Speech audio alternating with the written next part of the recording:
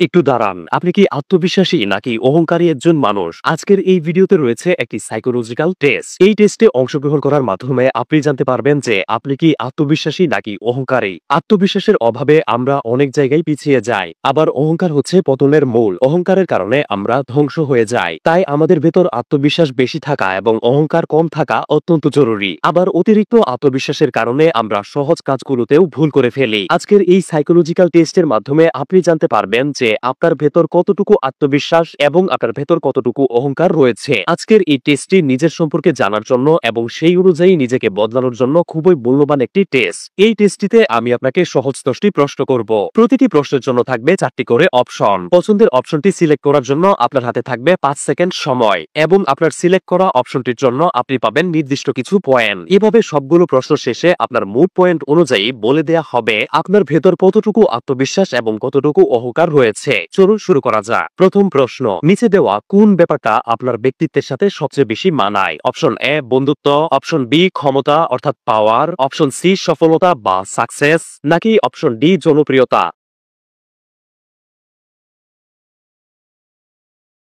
যদি আপনি প্রথম অপশনটি চয়েস করে থাকেন তাহলে আপনি পেয়েছেন 1 পয়েন্ট। যদি আপনি দ্বিতীয় অপশনটি চয়েস করে থাকেন তাহলে আপনি পেয়েছেন 4 পয়েন্ট। যদি আপনি তৃতীয় অপশনটি চয়েস করে থাকেন তাহলে আপনি পেয়েছেন 2 পয়েন্ট। যদি আপনি চতুর্থ অপশনটি চয়েস করে থাকেন তাহলে আপনি পেয়েছেন 3 পয়েন্ট। দ্বিতীয় প্রশ্ন, আপনি আপনার জীবনের সমস্যাগুলোকে কিভাবে হ্যান্ডেল করেন? অপশন এ যা হবে দেখা যাবে এরকম মনোভাব রাখেন। অপশন বি সমস্যা কোনো ব্যাপারই না, আমি অবশ্যই সমাধান করতে পারবো। অপশন সি আপনি প্ল্যান করে যে কোনো সমস্যার সমাধান বের করেন, নাকি অপশন ডি যতক্ষণ পারেন সমস্যাগুলোকে এড়িয়ে যান।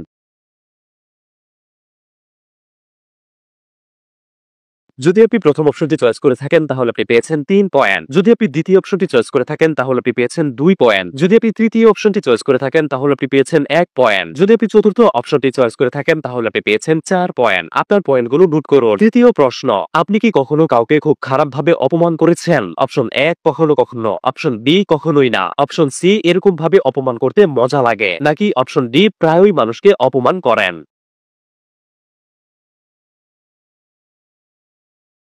যদি আপনি প্রথম অপশনটি চয়েস করে থাকেন তাহলে আপনি পেয়েছেন 2 পয়েন্ট। যদি আপনি দ্বিতীয় অপশনটি চয়েস করে থাকেন তাহলে আপনি পেয়েছেন 1 পয়েন্ট। যদি আপনি তৃতীয় অপশনটি চয়েস করে থাকেন তাহলে আপনি পেয়েছেন 3 পয়েন্ট। যদি আপনি চতুর্থ অপশনটি চয়েস করে থাকেন তাহলে আপনি পেয়েছেন 4 পয়েন্ট। চতুর্থ প্রশ্ন, যখন আপনি কোনো কাজে সফল হন তখন আপনি কিভাবে রিঅ্যাক্ট করেন? অপশন এ শত্রুর সামনে নিজের বিজয়টাকে শো অফ করেন, অপশন বি সারা দুনিয়ার সামনে শো অফ করেন, অপশন সি একটা কাজে সফল হওয়ার সাথে সাথেই আরেকটা কাজে সফল হওয়ার জন্য প্ল্যান করা শুরু করে দেন, নাকি অপশন ডি প্রিয়জনদের সাথে এই সফলতা উদযাপন করেন। যদি আপনি প্রথম অপশনটি চয়েস করে থাকেন তাহলে আপনি পেয়েছেন 4 পয়েন্ট। যদি আপনি দ্বিতীয় অপশনটি চয়েস করে থাকেন তাহলে আপনি পেয়েছেন 3 পয়েন্ট। যদি আপনি তৃতীয় অপশনটি চয়েস করে থাকেন তাহলে আপনি পেয়েছেন 1 পয়েন্ট। যদি আপনি চতুর্থ অর্থাৎ শেষ অপশনটি চয়েস করে থাকেন তাহলে আপনি পেয়েছেন 2 পয়েন্ট। পঞ্চম প্রশ্ন, আমি সবার থেকে সেরা এমনটা আপনার কখন মনে হয়? অপশন এ কখনোই না, অপশন বি কখনো কখনো, অপশন সি সব সময়, নাকি অপশন ডি সফলতা পাবার পর এমনটা মনে হয়।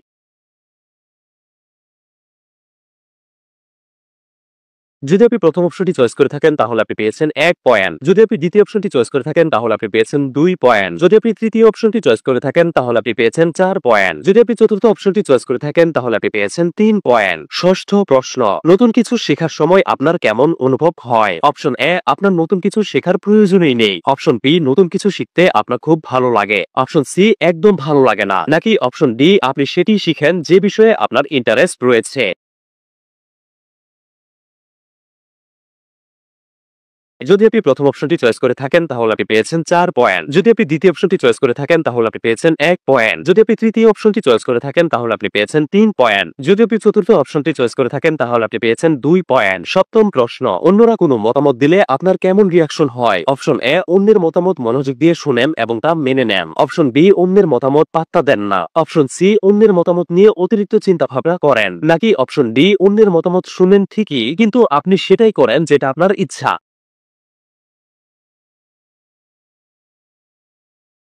যদি আপনি প্রথম অপশনটি চয়েস করে থাকেন তাহলে আপনি পেয়েছেন 1 পয়েন্ট। যদি আপনি দ্বিতীয় অপশনটি চয়েস করে থাকেন তাহলে আপনি পেয়েছেন 4 পয়েন্ট। যদি আপনি তৃতীয় অপশনটি চয়েস করে থাকেন তাহলে আপনি পেয়েছেন 2 পয়েন্ট। যদি আপনি চতুর্থ অপশনটি চয়েস করে থাকেন তাহলে আপনি পেয়েছেন 3 পয়েন্ট। অষ্টম প্রশ্ন, আপনার মতে আপনার শত্রু কে হতে পারে? অপশন এ, যে আপনার সমালোচনা করে। অপশন বি, আপনার শত্রু কেউ হতেই পারে না। অপশন সি, যারা আপনাকে পছন্দ করে না তারাই আপনার শত্রু। নাকি অপশন ডি, যারা আপনার থেকে সব দিক দিয়ে সফল তারাই আপনার শত্রু।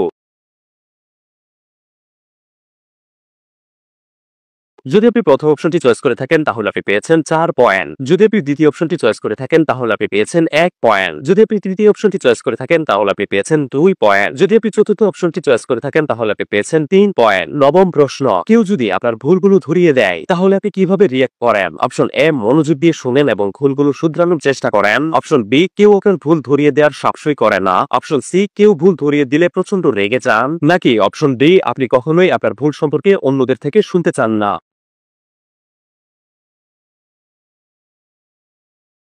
যদি আপনি প্রথম অপশনটি চয়েস করে থাকেন তাহলে আপনি পেয়েছেন 1 পয়েন্ট। যদি আপনি দ্বিতীয় অপশনটি চয়েস করে থাকেন তাহলে আপনি পেয়েছেন 4 পয়েন্ট। যদি আপনি তৃতীয় অপশনটি চয়েস করে থাকেন তাহলে আপনি পেয়েছেন 2 পয়েন্ট। যদি আপনি চতুর্থ অপশনটি চয়েস করে থাকেন তাহলে আপনি পেয়েছেন 3 পয়েন্ট। দশম অর্থাৎ শেষ প্রশ্ন, এমন একজন মানুষ যে সর্বদা আপনাকে ছোট করে দেখে, আপনাকে ঘৃণা করে, সে যদি কখনো বিপদে পড়ে আপনার কাছে সাহায্য চায় তখন আপনি কি করবেন? অপশন এ, আপনি তাকে মোটেও সাহায্য করবেন না। অপশন বি, আপনি তাকে সাহায্য করবেন। অপশন সি, তাকে অপমান করে তাড়িয়ে দিবেন। নাকি অপশন ডি, তাকে পাত্তাই দিবেন না।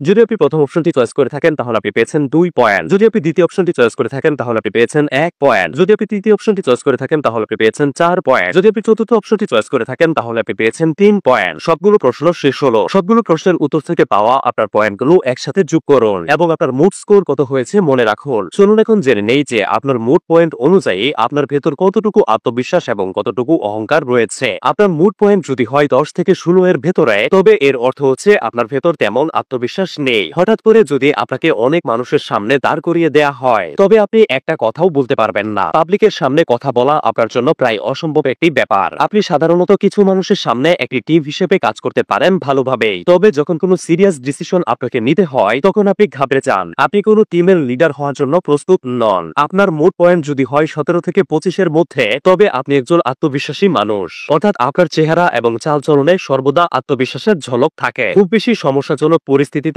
আপনি ঘাবড়ে যেতেই পারেন, তবে নরমালি আপনি অনেক বেশি কনফিডেন্ট থাকেন। আপনি নিজের ক্ষমতা এবং যোগ্যতার উপর যথেষ্ট বিশ্বাস রাখেন, তবে আপনি মোটেও ওভার কনফিডেন্ট নন, অর্থাৎ আপনার ভেতর অহংকার মোটেও নেই। আর আপনার এই গুণের কারণেই আপনি একজন ভালো মানুষ হিসেবে পরিচিত।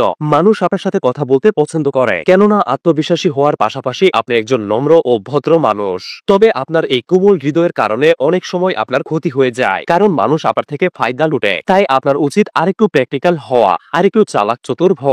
আপনার মুড পয়েন্ট যদি হয় 26 থেকে 33 এর ভেতর, তাহলে আপনি একজন ওভার কনফিডেন্ট মানুষ। এই ধরনের মানুষেরা নিজের ক্ষমতা এবং শক্তি নিয়ে খুবই দাম্ভিকতা দেখায়। এরা নিজেদেরকে অন্য সবার থেকে বেটার ভাবে, আর এদের মতে এদের যেখানে যেমনটা পছন্দ তেমনটাই করা উচিত। এই ধরনের মানুষেরা ভাবে যে তাদের ডিসিশনই সেরা ডিসিশন এবং বাকি সবার তার কথা শোনা উচিত। এরা কোনো কিছু যাচাই বাছাই না করেই, অন্যদের পরিস্থিতির কথা না ভেবেই যখন তখন যা তা বলে দেয়। যদি আপনার ব্যক্তিত্ব এমন হয়ে থাকে তবে আপনার উচিত নিজেকে আরেকটু পরিবর্তন করা, সর্বদা অন্যদের দিকটাও মাথায় রাখা। এতে করে কারো অপমান বা দুঃখের কারণ আপনি হবেন না। আপনার মুড স্কোর যদি হয় 33 থেকে 40 এর ভেতর, তবে আপনি একজন এরোগেন্ট অর্থাৎ অহংকারী মানুষ। এমন পার্সোনালিটি কারোর জন্যই ভালো কিছু বয়ে আনে না, কারণ অহংকারী মানুষেরা সামান্য কিছু শিখলেই ভেবে নেয় যে এই পৃথিবীতে তার চাইতে জ্ঞানী ব্যক্তি আর কেউ নেই, যাকে বলে খালি কলসি বাজে বেশি। এরা অন্যদেরকে জ্ঞান দিতেও এক্সপার্ট এবং বেশিরভাগ ক্ষেত্রেই সেটা কোনো দরকারি জ্ঞান নয়। এগুলো শুধুমাত্র তাদের অহংকারের বহিঃপ্রকাশ। এই ধরনের মানুষের সবচেয়ে বড় ও খারাপ দিক হচ্ছে